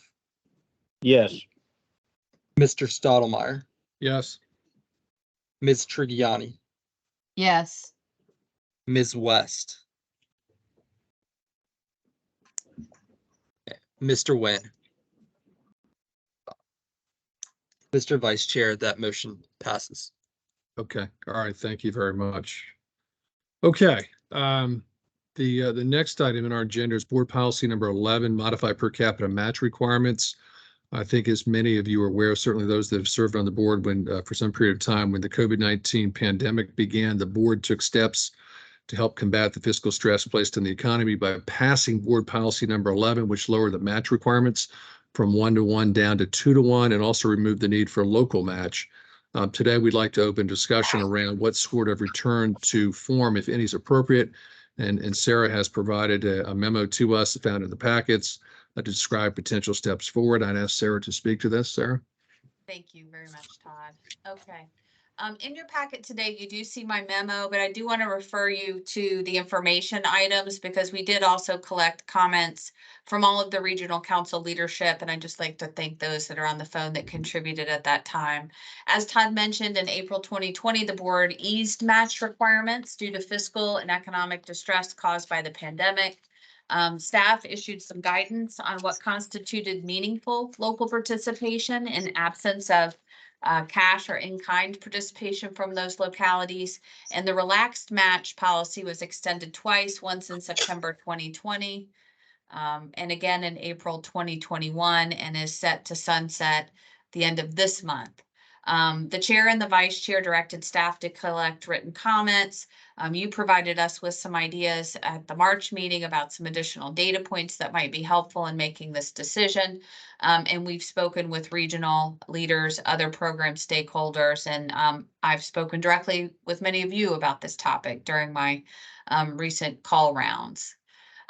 Just to get people back to the enabling legislation, I want to remind folks that state law says that any grant awarded from the fund shall require matching funds at least equal to the grant. That is 1-to-1. However, the board shall have the authority to reduce the match to no less than half. That's what we call 2-to-1 on a finding of fiscal distress or exceptional economic opportunity. Okay. Local match. The statute is silent on the issue of local match. And in fact, the local match requirement was established by this body in 2017. After quite a bit of discussion and deliberation, the state board established the local match requirement. I to reinforce the importance of regional collaboration and commitment to the project in forms of demonstration of cost share.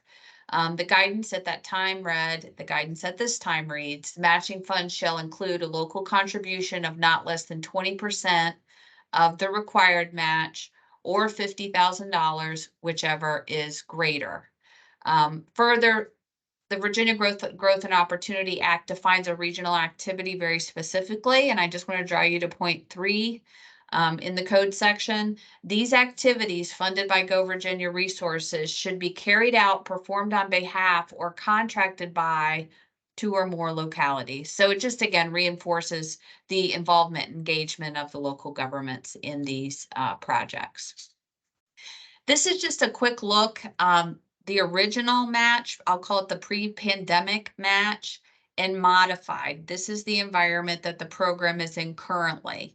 So we were in a 2-to-1 match posture today, and we've eliminated local match across the board. But I do want you to note there were really only 3 project types per capita that required local match at all. That was sites, implementation projects, broadband, implementation projects, and other categories. So all of the planning grant types already did not have a requirement for local match, in part so those planning efforts I think could help build support for those projects moving forward. Sometimes the act of planning is even better than the plan itself, and I think we've seen some demonstrations of that. We received written comments from 7 of 9 regions. Staff reviewed, as I mentioned, the legislation, discussed this with state board members. We also did some data analysis on match trends by region, by investment strategy. And the board today really has 2 match decisions. If time allows, Todd, I may have a shortcut that will allow us to defer a portion of this decision to September if we run short. The 2 decisions are, and they are independent, total match requirement, and the touchstone here is the enabling legislation, right? And then the local match requirement, which is at the board's discretion. There's no statutory requirement for local match. This is a construct, and the local match means that funding, either cash or in kind, and we have no limits. Ken, I think you asked this question at the last meeting. Do we limit the amount of in kind? And the answer is no. Can all qualify towards local match. And then we were asked to prepare staff recommendations, and we've got 3 options. If there are other ideas, I think we'd be open to hearing them. But let me just share with you what we found out. There's been $111 million in Go Virginia awards, and that's attracted just in the match for the projects that have been funded $123 million. Now, that doesn't include some of the other exciting dollars, federal in particular, that have been attracted to the state because of the Go Virginia project success. But these are just the projects, the budgets that came forward. Of the $123 million, $48 million of that has been local match, or 44% of the total. We are tracking now more than 167 units of local government that have participated in 1 or more collaborative regional projects. We have a lot of localities or combinations that are what I call kind of frequent flyers. They have found ways to collaborate to really advance their efforts. We see different investment strategies attracting different levels of local match on that topic. And this is the order. Okay, and probably not surprising. Sites and infrastructure, lots of local match. Workforce development, second in line. Cluster scale up third, and startup ecosystem is last in terms of tracking the amount of local government support for this work. There's some reasons for that, and we'll talk through it. And then we do see some regional variations. So what I'm showing you here is bar charts. If you can imagine, the full stack is 100% of the project cost, okay? What you see in orange was the match contributed, and what you see in blue is the Go Virginia award, all right? The blue bar across your screen is the 1-to-1 match for total match. The green bar is the approximate of the relaxed match. So what I'd like to just demonstrate here is during both periods, the match has exceeded the minimum required. And if you look on average, we're probably at about that 50% or 1-to-1 mark. So even when the match wasn't required to be 1-to-1, we certainly saw a demonstration of match contributions that exceeded the minimum. This is by project type, and again, and different directionally, but 100% of the project costs, if you can imagine, for workforce development projects, and this is since the beginning of the program. Sites and infrastructure has been the largest in terms of match relative to the Go Virginia Award, and then workforce development, followed by cluster scale up and startup ecosystem. The blue line again represents the minimum, the green or the 1-to-1, and what looks like on my screen right now is orange is the 2-to-1 match requirement. The purpose of this chart is really just to show you that there is some deference, if you will. There seems to be more match in sites projects over and above what's required, and we've got a couple categories where we see less, just a note. All right, now we're looking at the proportion of local match relative to non-local, right? And the state board policy said 20% of the total match required should be local. And so this is what's occurred over time. The blue bar pre-2020, when the relaxed match policy was in effect, you can see that local match, which is reflected in blue, met or exceeded the 20% threshold in all of those years. When you look post 2020, interestingly enough, the match actually as part of projects exceeded the prior periods, and in particular 2021 and 2022, when the local match requirement was 0.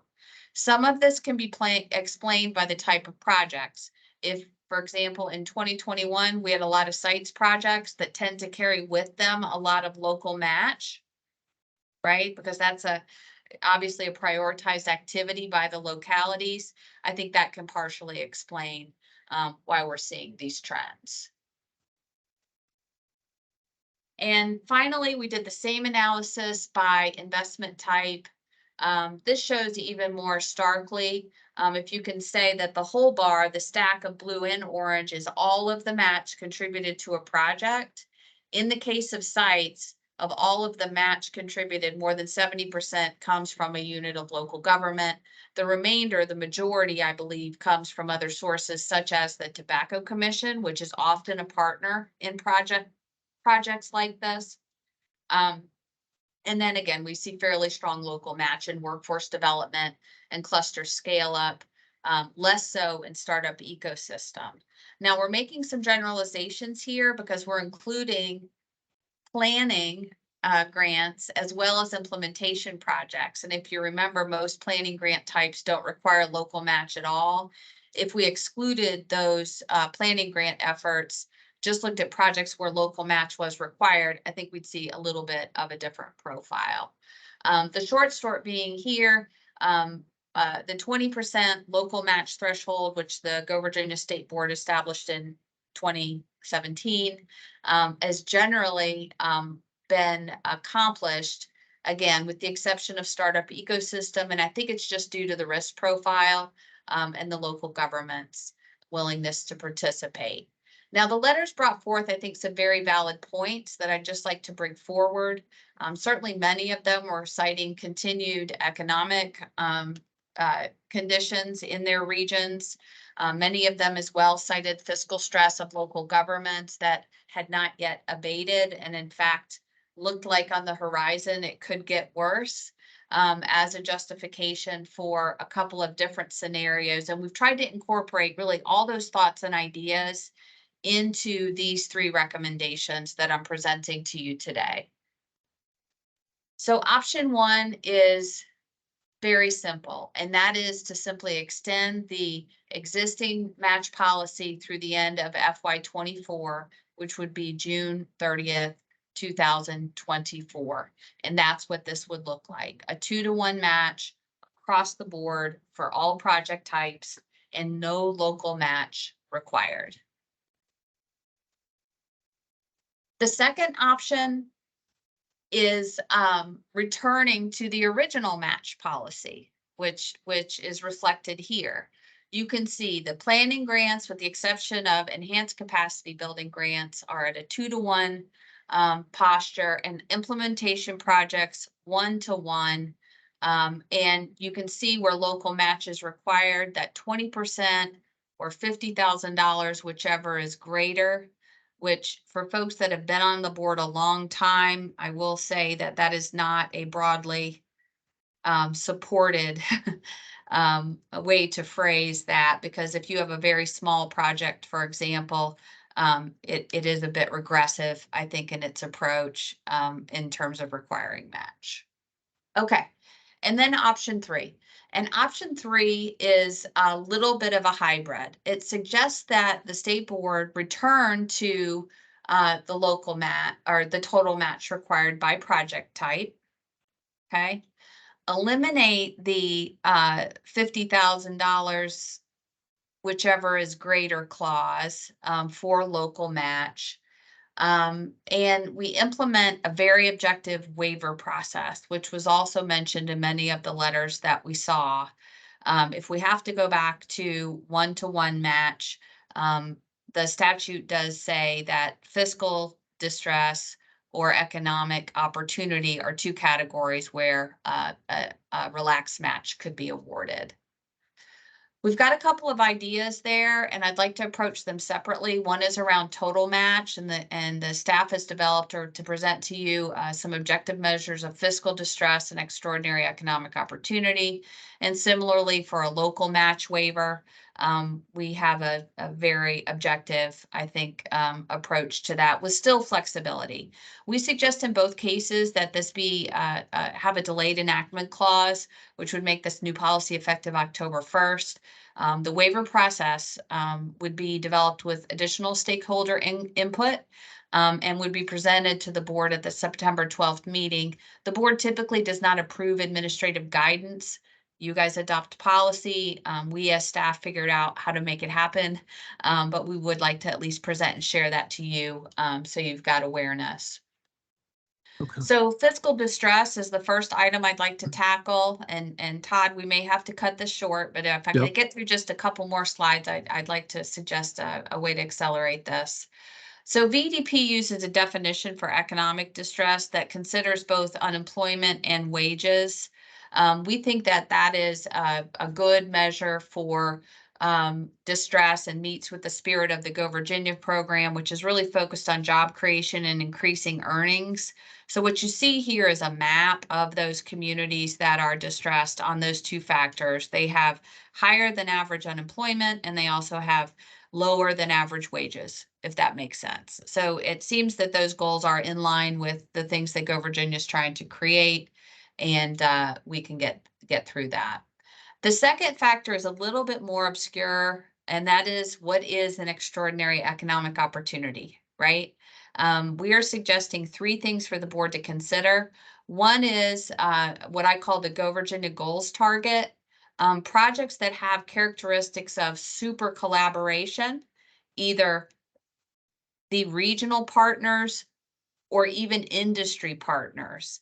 And as an incentive, again, to encourage higher levels of collaboration, the 2-to-1 match could come into play.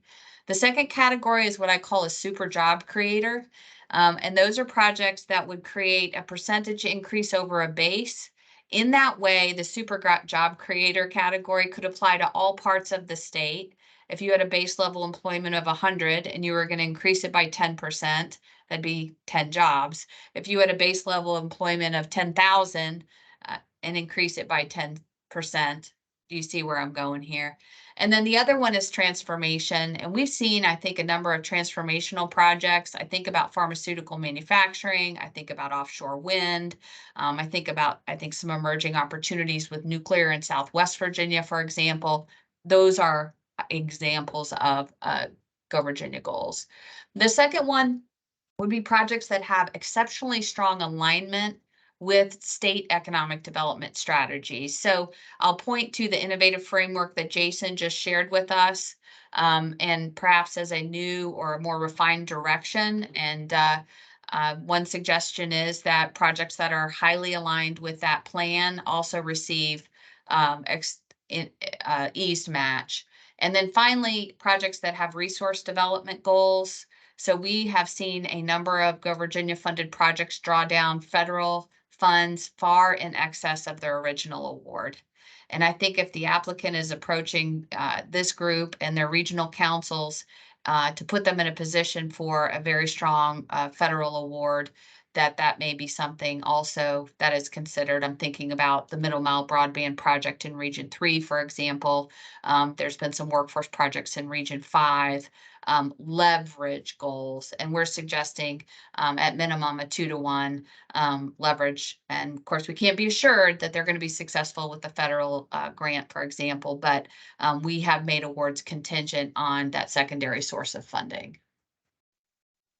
Now, let's talk about local match really quickly. We do have a very objective measure for ability to contribute, and it's called the Fiscal Stress Index.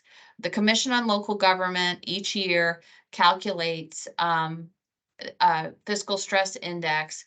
They look at 3 different factors: revenue capacity, revenue effort, and median household income, right? So it's kind of a taxable things, the tax rates applied to those things, which is choices, and then median household income, which certainly also is a reflection of local economic vitality. And it's deviations from a mean, so everybody's compared to the average. This is calculated annually. We can compare apples to apples. And so we are suggesting that if 50% or more of the participating localities are rated high or above average using this objective measure, they'd automatically qualify for a local match waiver. And we would like to suggest that the board may want some additional discretion. And if the bodies are not in that higher above average fiscal stress index score, that they could request a waiver by simply saying, we tried to solicit local contributions, and just providing a description of why the localities have been unable to provide that local contribution. This is what that map looks like. Red are cities. We do not have data for towns, so we would need to look at the county surrounding to come up with an evaluation. And so high and above average are the 2 that we're suggesting, because again, high is mostly cities, and we all kind of know some of the challenges that cities have with revenue generation. That's what the fiscal stress index looks like. So this is option 3. In a nutshell, moving to 1-to-1, 2-to-1 is indicated. Local match required only for implementation projects, an objective waiver procedure. And again, none of this would go into effect until after the September meeting. We know there's lots of applications in development too, and we don't want to upset the budget making process there. That's the end of my presentation time. Okay. So Sarah, do you want to try to move that today? And the motion is to extend board policy 11 until October 1st, 2023, and to adopt the superseding amendments to board policy 11 that we discussed today upon the current policy sunset date, correct? That is correct, sir. That is the motion. So it's in a single motion, extend the existing policy and adopt the new policy on October 1. Okay, and then we'd have some work to do before the September meeting as it relates to some of the definitional work. We still have another shot at that in September before the new policy would go into effect on October 1, correct? That's correct. Yes, sir. Okay. Is there a motion to? I see somebody out there would like to make that motion. I can't see everybody. Is it Cody? You're gonna have to help me. I see Mr. Peterson. Is there a second? Is that Mr. Davenport? Yes. Okay. Is there any other discussion on this? Okay, Cody, you want to go ahead and call the roll? Miss Nancy Agee. Delegate Alston. Aye. Senator Barker. Secretary Cummings. Yes. Mr. Davenport. Mr. Davenport, Yes. Mr. Dyke, Yes, yes.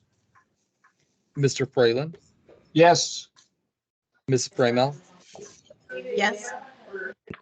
Speaker Gilbert, Yes. Mr. Holtzman, Yes. Senator Howell, Mr. Johnson, Yes. Mr. Wanarena, Yes. Delegate Kilgore, Yes. Mr. King, Yes. Delegate Knight, Secretary Merrick, Yes. Mr. Peterson,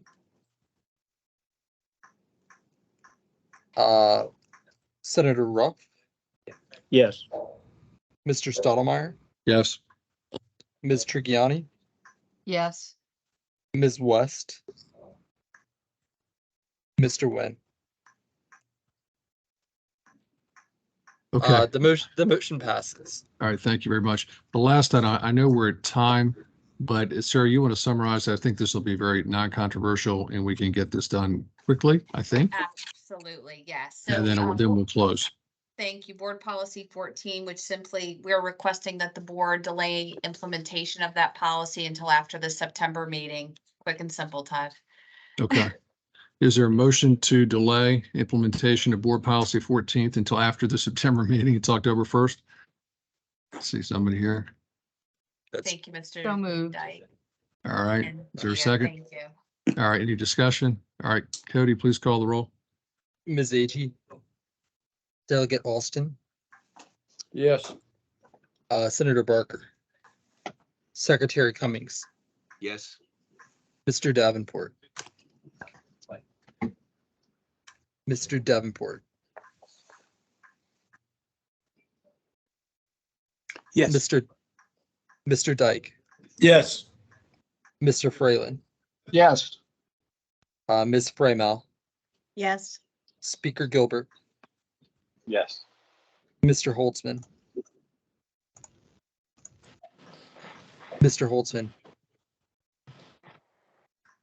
Senator Howell, Mr. Johnson, Yes. Mr. Wanarena, Yes. Delegate Kilgore, Yes. Mr. King, Yes. Delegate Knight, Secretary Merrick, Yes. Mr. Peterson, Yes. Mr. Ruff, Yes. Mr. Stottlemyre, Yes. Ms. Trigiani, Yes. Ms. West, Mr. Nguyen. Mr. Vice Chair, that motion passes. Okay. Thank you very much. We are at time, so let me just make a couple of comments. We were going to discuss today some proposed changes to the bylaws. As you recall, at our March meeting, we asked Pia Trigiani, a board member, to take a look at our bylaws. The bylaws went into effect in 2016 when some of us were here, I guess, at Genesis. We've not looked at the bylaws since then. Pia's gone out and done a lot of great work and some, I think, really outstanding recommendations. What I'd like to do, Sarah, if we could, and we'll make sure this is okay with the board chair, with Nancy, is make sure we get a fulsome set of those recommendations to the board in between this meeting and the next, and we'll have a conversation in September with the expectation that people will have ample opportunity to take a look at that, and we would adopt some of those proposed changes, if that is okay with you. And Pia, thank you for all the work that you've done. I really appreciate it. I know Nancy does as well, very, very much. So that's okay. We're going to defer that to September, just given the timing of where we are. And then the last comment, the next board meeting will be September 12th. And staff, I can say on behalf of the board chair, we're looking at a potential retreat. So we'd ask if you would hold the 12th and the 11th on your calendars, and more information to come in that regard for the next meeting. Sarah, did I miss anything in that regard? No, you did a fantastic job, Todd. All right.